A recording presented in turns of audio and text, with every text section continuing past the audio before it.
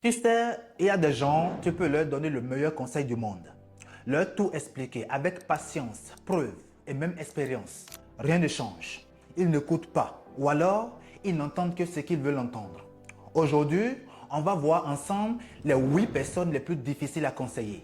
Et tu vas sûrement reconnaître quelqu'un dans cette liste, peut-être même toi.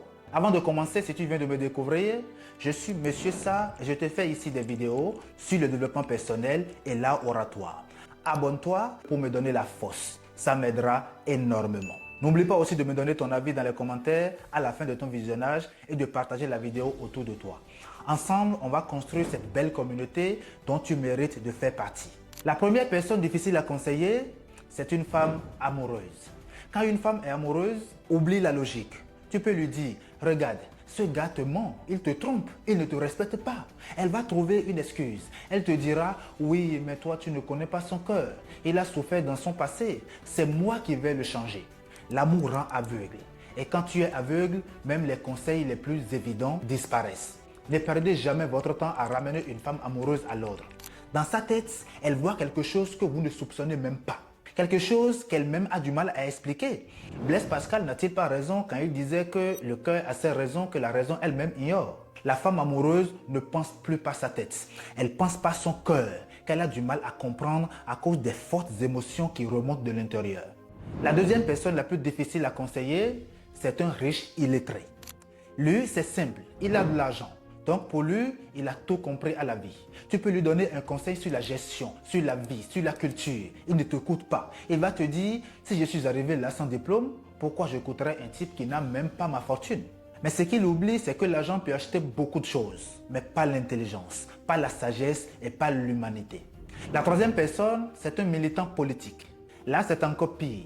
Impossible de discuter avec lui. Tu peux avoir toutes les preuves, toutes les statistiques, toutes les vidéos. Il te dira toujours que c'est du fake news. Rien de tout ça n'est vrai. Son parti, c'est sa foi. Ses leaders, ce sont ses saints. Son adversaire, c'est le diable. Essayer de conseiller un militant politique, c'est comme vouloir expliquer la couleur bleue à un aveugle. Tu perds ton temps parce que de toute façon, il n'y voit rien. Il accepte volontairement d'être buté et borné au service d'une idéologie dont il ne connaît pas en réalité ni les tenants ni les aboutissants. Il croit en un projet qui ne prend même pas en compte son avenir ni même celui de ses enfants. Inutile de conseiller quelqu'un comme ça. Il est presque irrécupérable. Mettez-vous ça dans la tête et ne perdez pas votre temps. La quatrième personne la plus difficile à conseiller, c'est un Africain qui veut aller en Europe.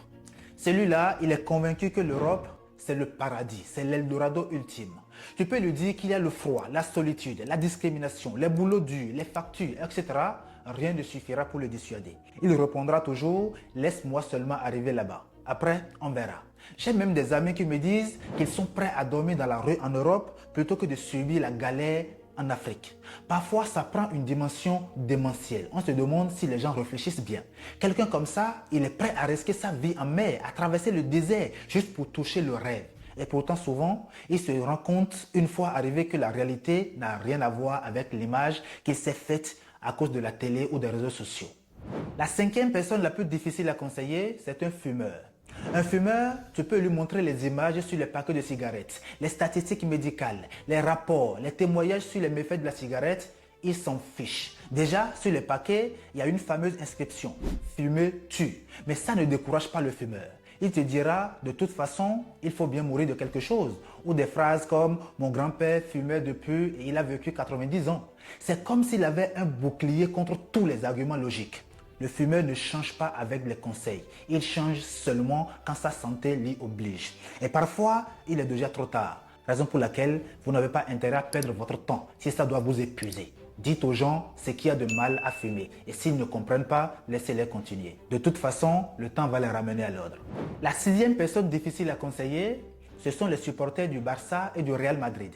Alors eux, c'est une autre catégorie. Tu peux avoir toutes les preuves. Tu peux venir avec toutes les statistiques, tous les classements, toutes les vidéos de match. Rien de tout ça ne sert à changer leur position. Un supporter du Barça dira toujours que son club joue le plus beau football du monde. Un supporter du Real dira toujours que son club est le roi d'Europe. Le débat ne finit jamais. Essayer de conseiller un supporter de foot passionné, c'est comme essayer de teindre un feu avec de l'essence. Ça ne fait que s'amplifier. J'étais moi-même de l'une de ces deux catégories. Fervent supporter du Barça, c'était avant, je me faisais des ennemis régulièrement. Tellement les débats étaient intenses et tendus. Je faisais partie du cercle de ceux qui pensent que Messi est le meilleur footballeur du monde. L'autre en face penche beaucoup plus pour Cristiano Ronaldo. Les débats restent interminables. Chacun de son côté ayant beaucoup de choses à dire, beaucoup d'arguments pour défendre ses points de vue.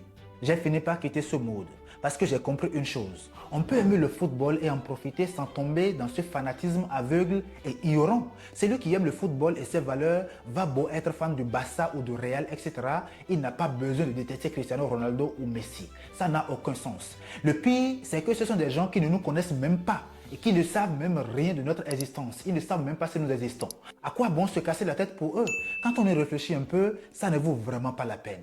C'est un peu démentiel et il faut que les jeunes aujourd'hui quittent ce cercle-là. Ça ne vaut pas la peine de se créer des ennemis pour des gens qui ne nous connaissent pas. La 7e personne la plus difficile à conseiller, c'est une adolescente avec un iPhone 15, 16 ou même 17 qui est sortie tout récemment. Tu veux lui donner un conseil sur les priorités de la vie, sur l'école, sur l'avenir? Oublie mon ami. Pour elle, ce qui compte, c'est TikTok, Instagram, la batterie qui doit tenir toute la journée et la dernière mise à jour iOS. Tu peux lui dire que la vie, ce n'est pas que le téléphone. Elle te répondra, oui, mais toi, tu ne comprends pas. C'est ma vie. Tant qu'elle n'a pas pris une claque de la vraie vie à travers une expérience désastreuse, tes conseils glissent sur elle comme de l'eau sur une vitre. Ne perds pas ton temps, ça ne servira à rien. Et la 8e et dernière personne de cette liste, c'est un homme infidèle. Celui-là, il a toujours une excuse. Il te dira, ce n'est pas trompé ça, c'est juste un jeu.